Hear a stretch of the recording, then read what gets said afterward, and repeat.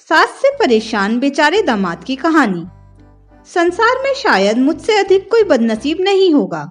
विवाह में सबको दहेज में गाड़ी, सोफा, फ्रिज मिलता है, सुंदर पत्नी घर आती है, लेकिन हमारे साथ ऐसा नहीं हुआ।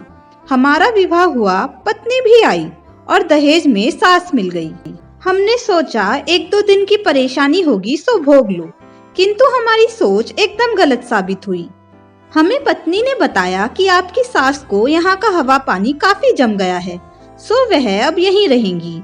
यहाँ की जलवायु से उनका ब्लड प्रेशर भी सामान्य हो गया है। हमने सुना तो हमारा ब्लड प्रेशर बढ़ गया, लेकिन यदि विरोध करते तो तलाक की नौबत आ जाती। हो सकता है ससुराल पक्ष के व्यक्ति दहेज लेने का, प्रताड़ना का मुकदमा ठोक देते। इसलिए मन मारकर हमने यह सोचकर कि आज का दौर एक पर एक फ्री का है, सास को भी स्वीकार कर लिया। 2-3 माह तक दिल पर पत्थर रखकर हम अपनी सास को सहन करते रहे, लेकिन सोचा कि आखिर यह छाती पर पत्थर रखकर हम कब तक जीवित रह पाएंगे। सो हमने पत्नी जी से सास की पसंद एवं नापसंद वस्तुओं को जान लिया। हमारी सास को कुत्ते बिल्ली से सख्त नफरत थी। बचपन में उनकी माँ का स्वर्गवास कुतिया के काटने से हुआ था। पिताजी का नकरवास बिल्ली के पंजा मारने से हुआ था। हमने भी मन ही मन ठान लिया कि कुत्ता बिल्ली जल्दी से लाएंगे, ताकि सासू जी प्रस्थान कर जाएं और हम अपनी जिंदगी को सुचारू रूप से चला सकें। हमने अपने अभिन्न मित्र मटरू से अपनी समस्या बताई और वह मोहल्ले से एक खजिया कुत्ते का पिल्ला और एक मरियल बिल्ली को ले आया। हम उन्हें खुशी खुशी झोले में डालकर अपने घर ले आए। हमारी पत्नी ने देखा तो दहाड़ मारकर पीछे हट गई। सासू माँ ने बेटी की दहाड़ सुनी तो दौड़ती हुई आई।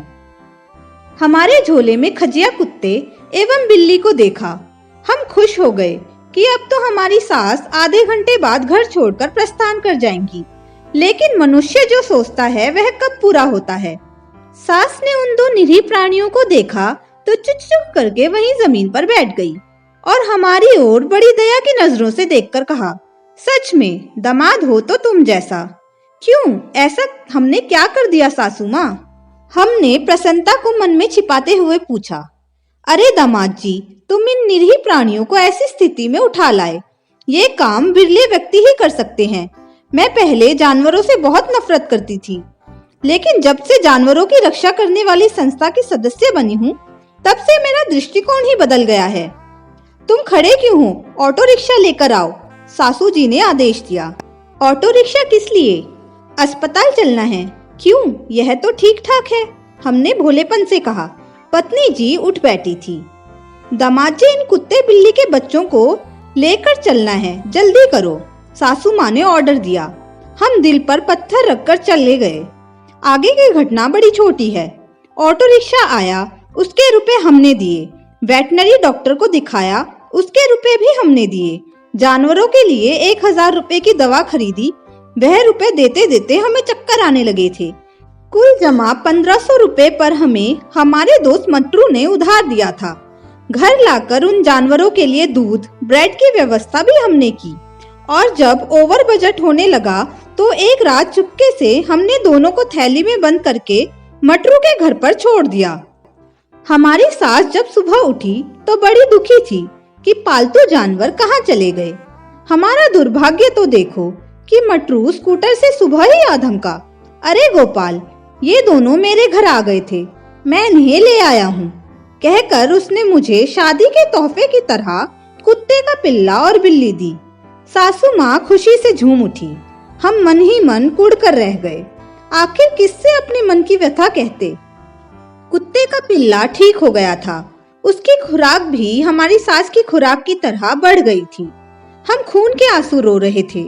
सास को जमे 6 माह हो चुके थे। पत्नी थी कि उन्हें घर भेजने का नाम नहीं ले रही थी। हम अपने दोस्त मटरू के पास गए, उसके सामने खूब रोए धोए। उसे हमारी दशा पर दया आ गई।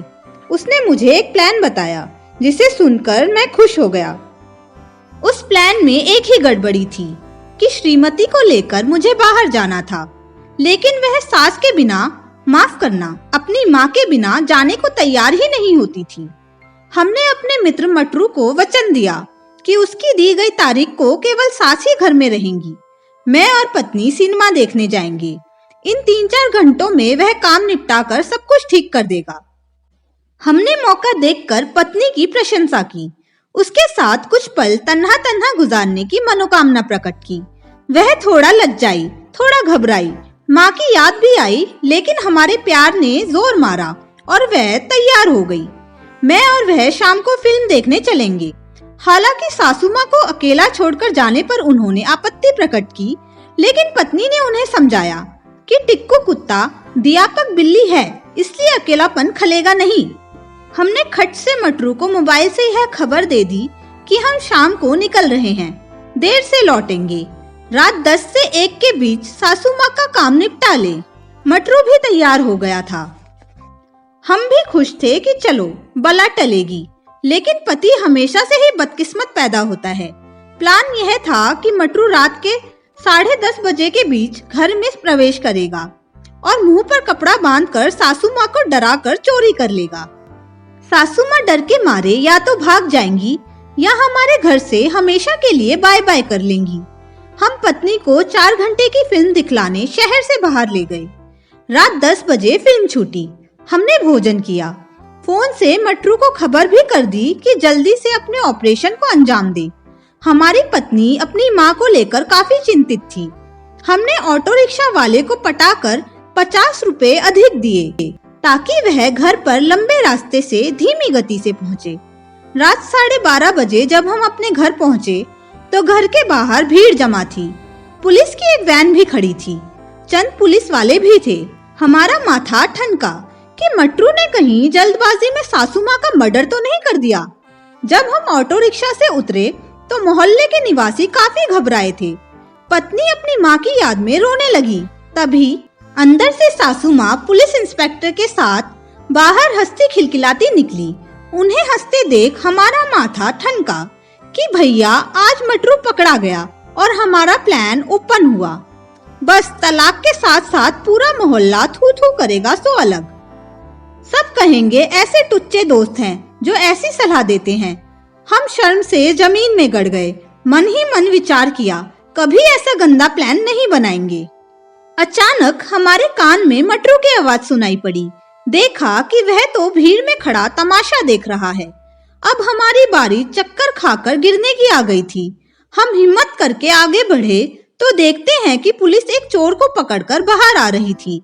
हमें देखकर सासू माँ ने कहा, लो दामाद जी, इसे पकड़ ही लिया। पूरा शहर इसकी चोरियों से परेशान था।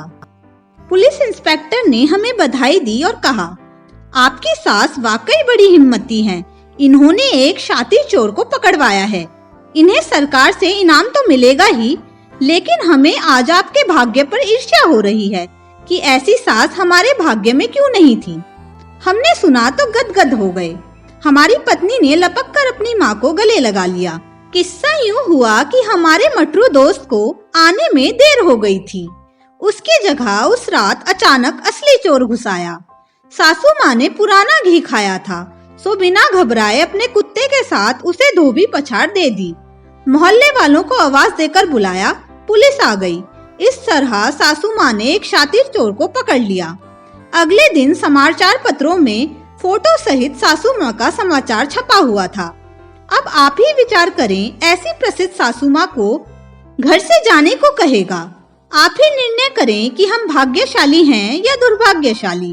आप जो भी निर्णय लें, लेकिन हमारी सासू माँ जरूर सौभाग्यशाली है जिन्हें ऐसा दामाद मिला।